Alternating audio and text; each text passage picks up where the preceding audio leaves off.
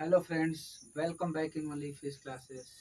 तो एक बार फिर आप लोगों का वनली फिजिक्स क्लास में बहुत बहुत स्वागत है।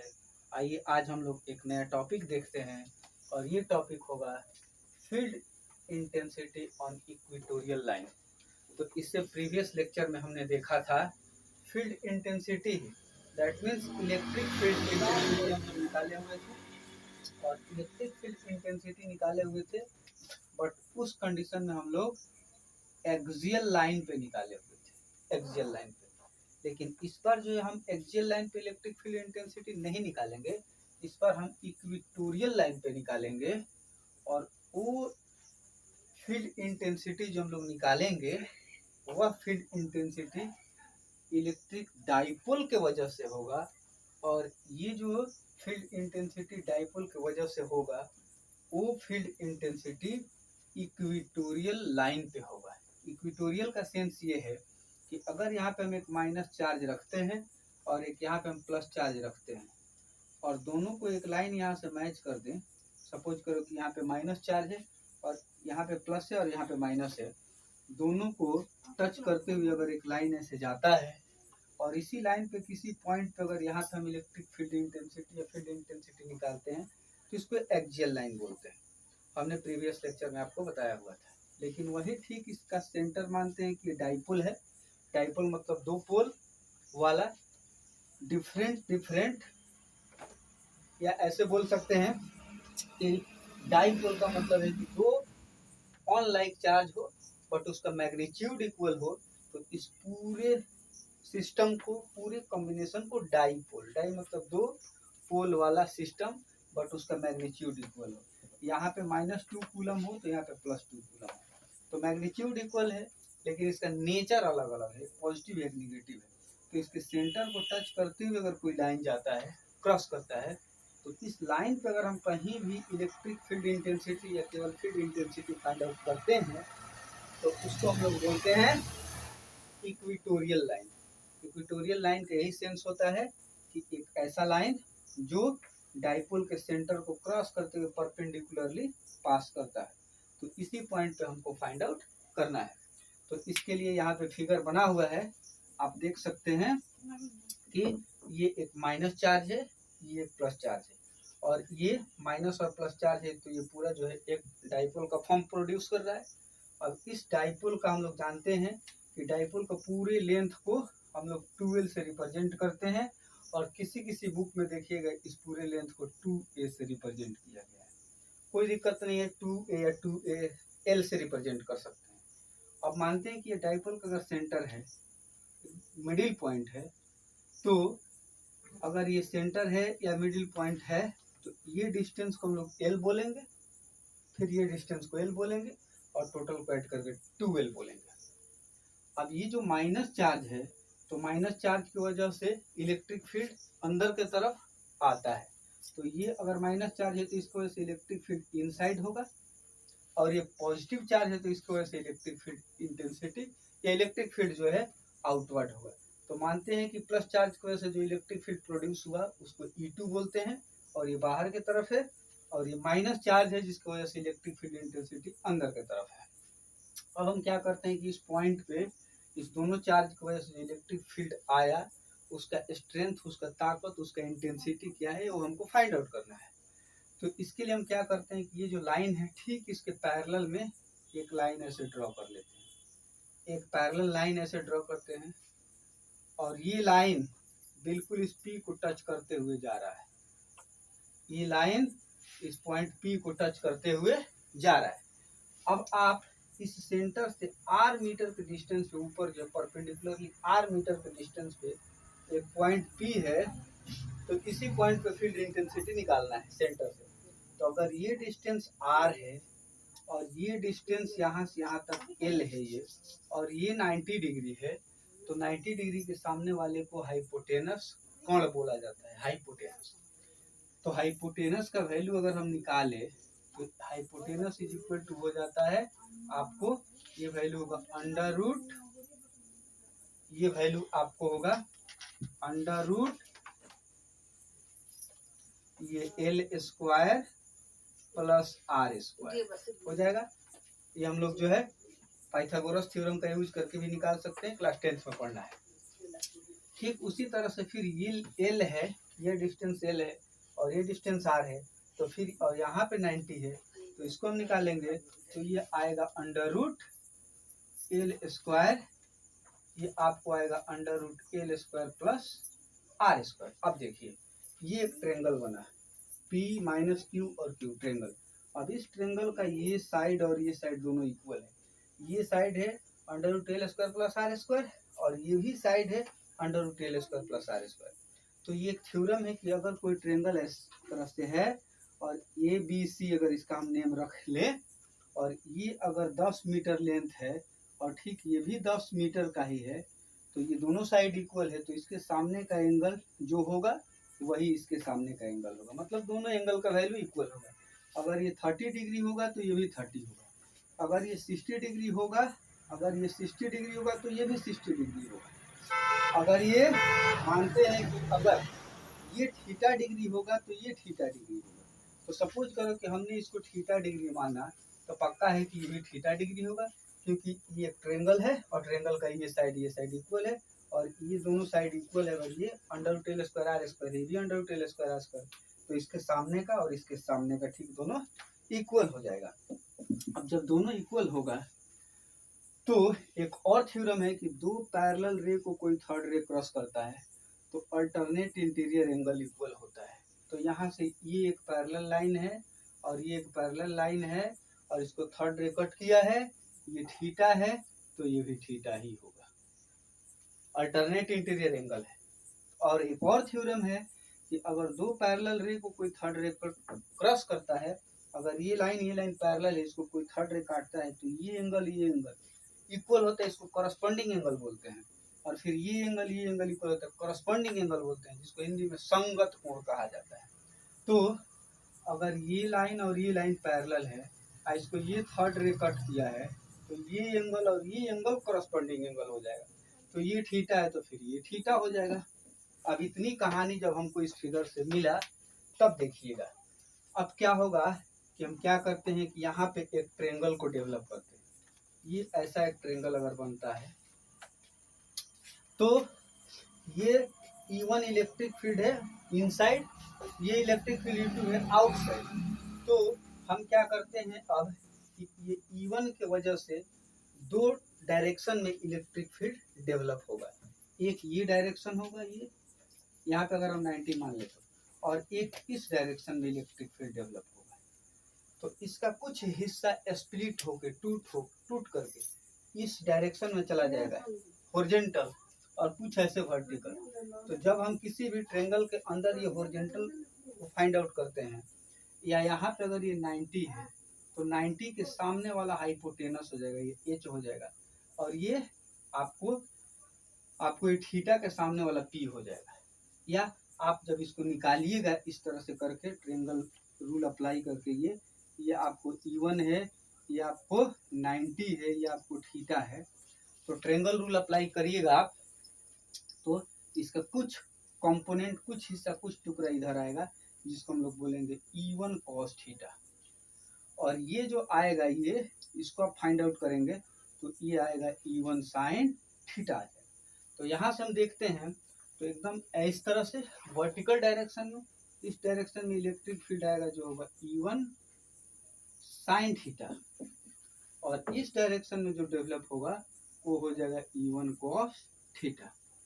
इस E1 की वजह से एकदम बिल्कुल सेम वैसे ही अगर ये इलेक्ट्रिक फील्ड प्रोड्यूस किया E2 तो इसके वजह से ये थीटा है, तो फिर अगर हम इसके लिए यहाँ पे ट्रेंगल अप्लाई कर ले, यहाँ पे अप्लाई नहीं प्रोड्यूस कर ले, बना ले, तो ये यहाँ पे आपको दिख रहा है E2, तो इसके वजह से फिर इस डायरेक्शन में इलेक्ट्रिक फील्ड डेवलप होगा, इस डायरेक्शन में, इसके वजह से वो हो जाएगा आपको E2 cos थीटा इसके वजह से, और अपवर्ड डायरेक्शन में, इस डायरेक्शन में होगा E2 sin थीटा।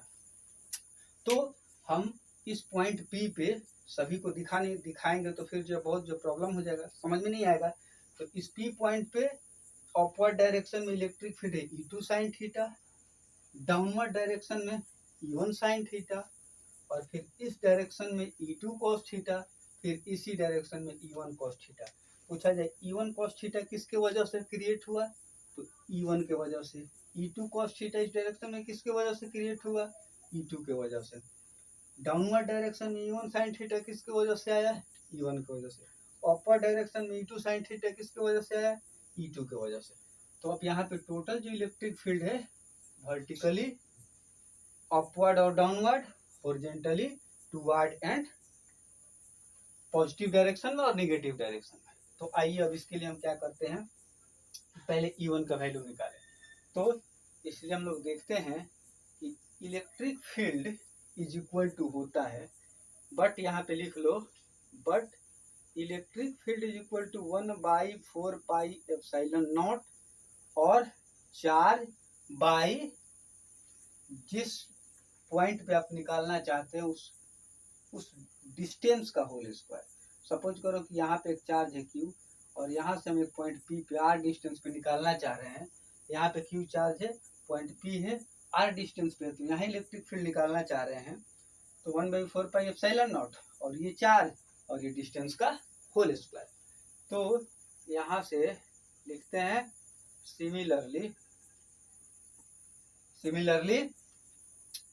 E1, ये इलेक्ट्रिक फील्ड E1, तो E1 इज इक्वल टू होगा 1/4πε0 और इस चार्ज की वजह से माइनस चार्ज है तो माइनस Q बाई ये डिस्टेंस का स्क्वायर, ये डिस्टेंस, तो ये डिस्टेंस है √L square plus R square. तो हम ले लेंगे √L square plus R square का होल स्क्वायर। अब यहाँ से हम क्या करते हैं कि इसका इंटेंसिटी निकालना है, तो E1 का मॉड ले लेंगे, तो इधर भी मॉड ले लेंगे 1/4πε0 माइनस Q बाई, और इसका होल स्क्वायर करेंगे √L square plus R square, under root हट जाएगा तो हो जाएगा आपको L square plus R square बस, और इसका मॉड ले लेते हैं। तो यहाँ से हमको मिलेगा E1 इज इक्वल टू 1/4πε0 और मॉड है तो मॉड में से कोई भी नंबर निकलेगा तो पॉजिटिव बन के निकलेगा, उसका साइन बदल जाता है। साइन नहीं बदलता है, जो भी इसमें से निकलेगा प्लस ही। -4 का मॉड लीजिएगा तभी भी 4 का मॉड लेंगे तभी भी 4। तो 1/4πε0 वही होगा, माइनस Q जो है प्लस बन जाएगा और L square plus R square आपको L square plus R square ही रहेगा। इसको मानते हैं क्वेश्चन नंबर 1। चलिए अब आते हैं, अगर ऐसे ही निकालते हैं हम अगेन अब इस चार्ज की वजह से इलेक्ट्रिक फील्ड निकालते हैं, प्लस चार्ज की वजह से, तो ये हो जाएगा E2, इसके वजह से जो इलेक्ट्रिक फील्ड क्रिएट हुआ वो E2 है। तो E2 इज इक्वल टू हो जाएगा 1/4πε0 और ये पॉजिटिव चार्ज है तो प्लस, नहीं भी लिखेंगे तो प्लस मानते हैं, बाई फिर ये डिस्टेंस देखिए इस पॉइंट पे निकालना है तो ये P पॉइंट से लेके Q के बीच का डिस्टेंस है L square plus R square, तो लिख लेंगे √L square plus R square distance है और डिस्टेंस का होल स्क्वायर होता है, क्योंकि हम यहाँ पे लिख रखे हैं 1/4πε0 चार्ज और जिस पॉइंट पे निकालना चाह रहे हैं, इस पॉइंट पे निकालना चाह रहे हैं तो डिस्टेंस अगर R है तो इसका स्क्वायर ले लिए, तो ये स्क्वायर। अब हम इसका मॉड ले लेते हैं ताकि इसका स्ट्रेंथ निकल जाए।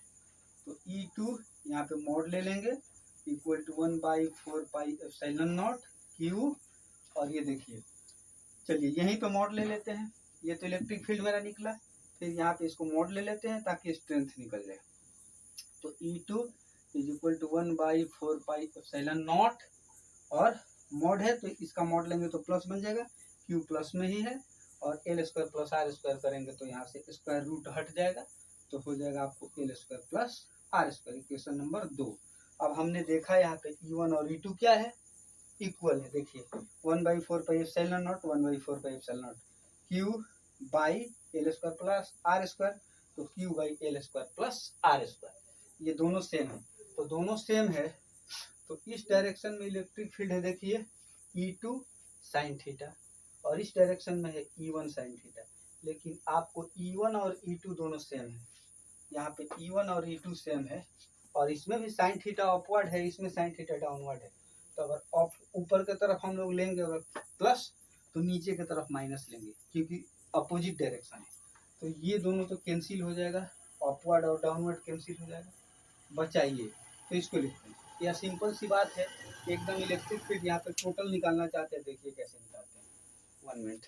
तो इसके लिए हम लोग क्या करेंगे, यहाँ तक इसको रखना है, रहने देते हैं। अब हम क्या करेंगे कि इसके लिए लिखेंगे, ये एक रहने देते हैं। तो अब यहाँ पे हम टोटल इलेक्ट्रिक फील्ड निकालना चाह रहे हैं, तो ऐसे लिख सकते हैं E total, total electric field. तो total electric field is equal to हो जाएगा, जो इस डायरेक्शन में है, तो इस डायरेक्शन में आपको है E2 cos थीटा प्लस इसी डायरेक्शन में है E1 cos थीटा और प्लस इसको अपवर्ड डायरेक्शन, सबको यहाँ पे जितना भी इलेक्ट्रिक फील्ड निकला सबको ऐड करो, वही कहलाएगा टोटल इलेक्ट्रिक फील्ड इंटेंसिटी। तो इस डायरेक्शन में ये दो है, इसको ऐड कर लिए। अपवर्ड डायरेक्शन में आपको है E2 sin थीटा। तो ऊपर की तरफ अगर E2 है तो नीचे की तरफ तो माइनस होगा, क्योंकि 10th में भी पढ़े हुए हैं कि अगर ये कोई कोऑर्डिनेट है तो यहाँ पे 0 लेते हैं तो ऊपर प्लस रहता है, तो नीचे माइनस रहता है। ये तो कहने की कोई बात नहीं। तो ऊपर अगर E2 sin थीटा है तो नीचे की तरफ होगा माइनस E1 sin थीटा। अब इसको ऐड कर दो, सभी को ऐड कर देंगे, टोटल इलेक्ट्रिक फील्ड निकल जाएगा। तो यहाँ से क्या मिला हमको, ई टोटल इज इक्वल टू, देखिए यहाँ पे E1 और E2 का वैल्यू सेम है, तो E1 के जगह पे केवल हम लोग E1 ही लिखे, नहीं तो E2 को केवल E2 ही लिखे, कोई दिक्कत नहीं।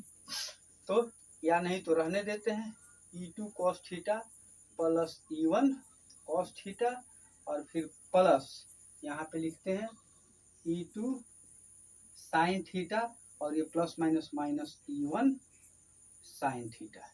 अगर ऐसा होता है, अब सभी में वैल्यू रखते हैं, सब में वैल्यू रखेंगे तो आप देखिए, तो सब में वैल्यू रखेंगे तो ई टोटल इज इक्वल टू हो जाएगा E2 का वैल्यू यहाँ पे देखते हैं हम, तो E2 का वैल्यू लिख लेंगे 1/4 pi epsilon naught, 1/4 pi epsilon naught और Q by L square plus R square.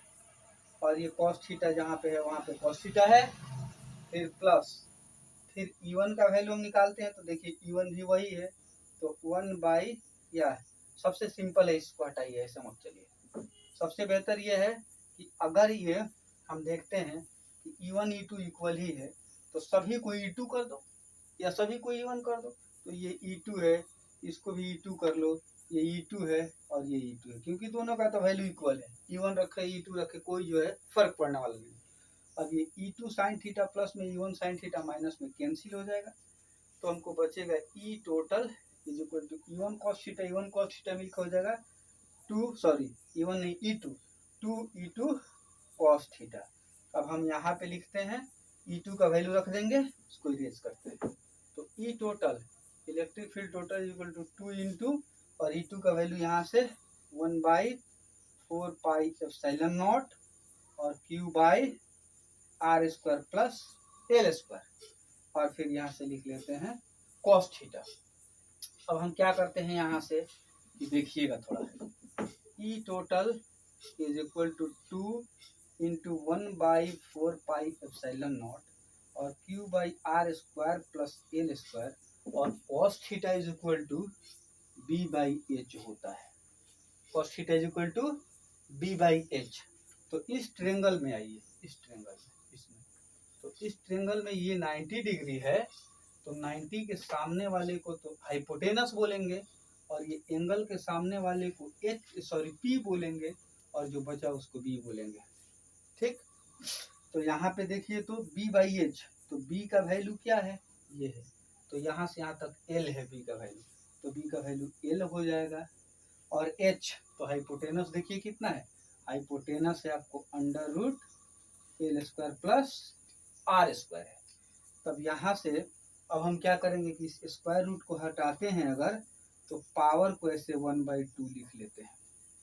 तो हम ये देख रहे हैं कि अब हमको मिला यहाँ से, अब हमको यहाँ से मिला total electric field is equal to 2/4 pi epsilon naught और यहाँ से QL by into QL by, देखिए इसका ब्रैकेट लेके पावर 1 ले लीजिए, R square plus L square का पावर 1 है और R square plus L square का पावर 1/2 है।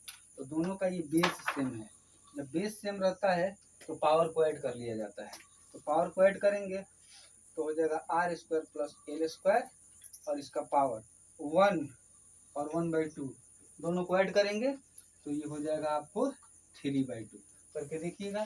तो ये हो जाएगा 3/2, कुछ नहीं है, एल इसको जो है फ्रैक्शन का एडिशन है, 3/2 हो जाएगा। अब यहाँ से हम इसको लिखेंगे E total electric field is equal to 2QL by 4 pi epsilon naught R square plus L square का पावर 3/2। अब शायद आपको थोड़ा सा ध्यान दीजिएगा, आपको श्योर इस बात को जानकारी होगा कि डाइपोल मोमेंट वेक्टर क्वांटिटी होता है और dipole moment is equal to होता है इस दोनों में से किसी एक चार्ज को ले लेंगे और दोनों के बीच के डिस्टेंस को भी ले लिया जाता है। तो दोनों के बीच का डिस्टेंस है 2L, तो 2L ठीक है। और हम इसका अगर स्ट्रेंथ निकालना चाहते हैं मॉड, तो फिर हम ये वेक्टर है, फिर यहाँ मॉड ले लेंगे। तो मॉड लेंगे तो vector P is equal to आएगा 2 और ये Q, और जब मॉड लेंगे तो ये वेक्टर हट जाता है, ध्यान दीजिएगा। तो वेक्टर हट जाएगा तो L हो जाएगा, और इसमें भी मॉड लेंगे तो वेक्टर हट जाएगा, केवल P रह जाएगा। तो P is equal to 2QL इसमें रख देते हैं। तो टोटल इलेक्ट्रिक फील्ड मिलेगा आपको P by 4 pi epsilon naught R square plus L square का पावर 3/2। यही आपको इस पॉइंट पे टोटल इलेक्ट्रिक फील्ड इंटेंसिटी का वैल्यू निकला। और ये कहाँ पे है ये point? Axial line, sorry equatorial line पे, यहाँ पे लिखा हुआ था इक्वेटोरियल लाइन पे। इक्वेटोरियल लाइन पे कितना डिस्टेंस पे? आर डिस्टेंस पे। एक और कंडीशन यहाँ पे ये चीज आ जाता है, थोड़ा सा ध्यान दीजिएगा कि ये जो इलेक्ट्रिक फील्ड है इस डायरेक्शन में है, और ये जो यहाँ पे हमने लिखा है डाइपोल, तो डाइपोल जो है कभी भी निगेटिव से पॉजिटिव होता है, ठीक है। तो निगेटिव से पॉजिटिव होता है तो ये हम क्या करते हैं डाइपोल को कि निगेटिव से पॉजिटिव लेंगे, ठीक है। तो ये तो रिप्रेजेंट कर रहे हैं इस डायरेक्शन में, लेकिन यहाँ हमको माइनस लिखना पड़ेगा। अगर माइनस नहीं लिखते हैं तो इलेक्ट्रिक फील्ड इधर रिप्रेजेंट करेगा, क्योंकि डाइपोल जो माइनस से प्लस जाता है। तो यहाँ अगर हम माइनस लिख देते हैं तो हमको पता चलेगा इलेक्ट्रिक फील्ड का डायरेक्शन मेरा इधर है।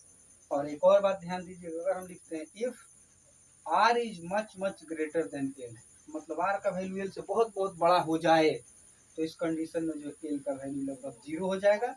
और जब 0 हो जाएगा तो इसमें रखिए E total is equal to -P by 4 pi epsilon naught, और ये 0 होके आपको एल खत्म हो जाएगा तो आर का पावर 2 हो जाएगा, और फिर पावर का पावर होता है तो इंटू होता है 3/2, तो 2 से 2 कैंसिल हो जाएगा।